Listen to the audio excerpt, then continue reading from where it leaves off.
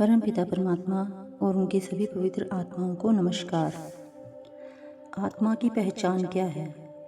आत्मा न मनुष्य है, न देवता है, न इसकी कोई माता है और न ही यह किसी पिता की संतान है। न यह क्षत्रिय है, न ब्राह्मण है, न यह पैदा होती है, न मृत्यु को प्राप्त होती है। आत्मा परमात्मा की अंश है।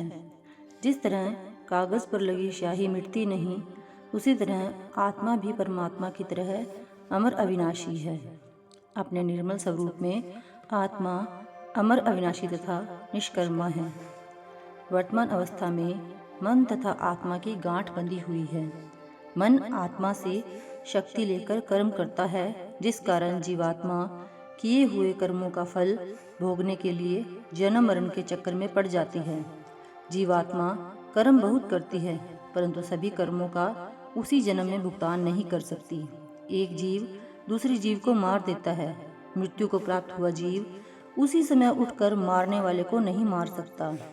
कर्म 3 प्रकार के होते हैं: प्रारब्ध, क्रियमान तथा संचित।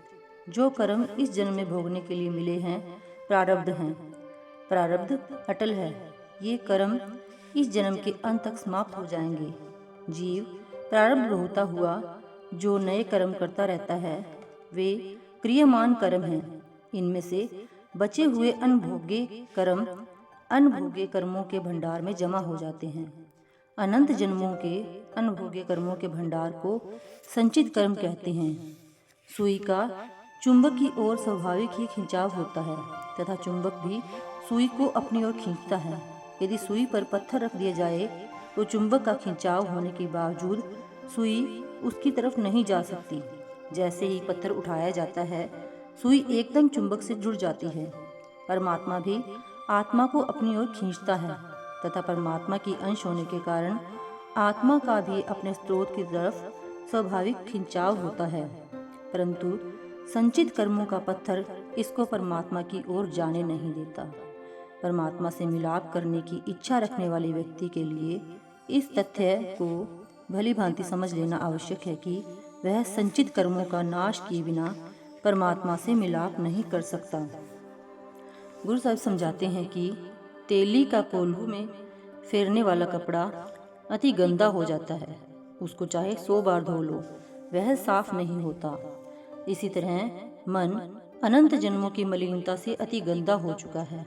मन चाहे लाखों यत्न करने पर भी मन निर्मल नहीं हो सकता। इसको निर्मल करने का एकमात्र साधन यह है कि जीव सतगुरु की समझाई युक्ति के अनुसार जीते जी मरकर सूरत को अंदर नाम या शब्द से जोड़ दे। इससे पूर्व जन्मों के संचित कर्मों की मैल साफ हो जाएगी तथा इस पर नए किए कर्मों का प्रभाव भी नहीं पड़ेगा, मैल भी नहीं चढ़ेगी। सतगुरु अपनी शरण में आए जीव को ऐसी जीवन युक्ति समझाते हैं जिससे वह क्रियमान कर्मों से बचा रहता है। प्रारब्ध कर्मों को कुल मालिक का भाना समझकर भोग लेता है। नाम की कमाई द्वारा मनोबल इतना दृढ़ हो जाता है कि प्रारब्ध कर्मों को भोगने में सहायता मिलती है तथा नाम की कमाई द्वारा संचित कर्मों का नाश हो जाता है। परमात्मा सर्वव्यापक है। गुरु द्वारा बख्शा गया शब्द नाम अनंत कर्मों का नाश करके जीवात्मा को निर्मल कर देता है। लकड़ियों का कितना भी बड़ा ढेर हो, आग की एक चिंगारी उसको जलाकर नाश कर देती है। उसी प्रकार माया के मोह में ग्रस्त साकत पुरुषों के जितने चाहे घोर पाप हों, पूर्ण साधु की शरण द्वारा वे सभी नाश हो जाते हैं। कुल मालिक ने दया मेहर करके पूर्ण साधु के अंदर नाम का भंडार होता है। संत साधु अपनी शरण में आए जीव की सूरत को नाम से जोड़कर उसके कर्मों का भंडार नाश कर देते हैं तथा उसका परमात्मा से मिलाप का रास्ता साफ हो जाता है।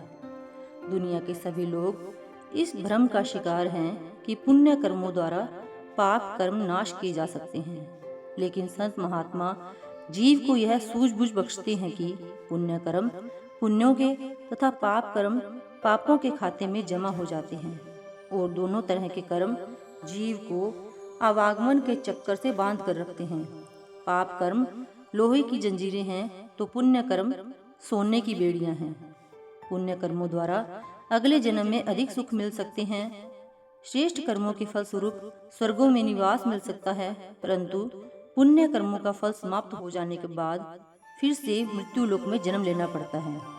नाम की कमाई के बिना जीव जो भी कर्म करता है वे उसके पैरों की बेड़ियां बन जाते हैं। जब तक दान, पुण्य, तीर्थ व्रत, अनेक प्रकार के हठ कर्म आदि बहिर्मुखी साधन जीव को कर्मों के जाल से नहीं छुड़ा सकते।